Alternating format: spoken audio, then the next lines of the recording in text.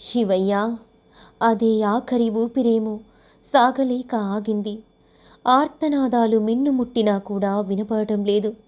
పలకరింపులు పిలుపులు లేవు. నాకు మాత్రమే వినిపించే గుండె చప్పుడు ఇప్పుడు లేదు. నిరంతరాయంగా సాగుతున్న శ్వాస కూడా మౌనం దాల్చింది. ఆత్మీయ స్పర్శలు ఆగిపోయాయి.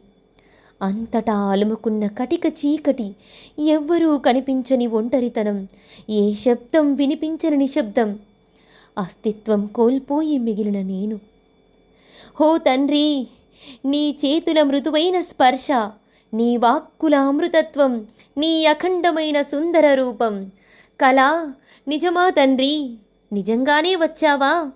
ఆఖరి ఊపిరిలో నిన్ను తలిస్తే, నిన్ను పిలిస్తే, నీవు ఉన్నావన్న నమ్మకంతో, ఉద్ధరిస్తావన్న విశ్వాసముతో తప్పక వస్తావన్నమాట.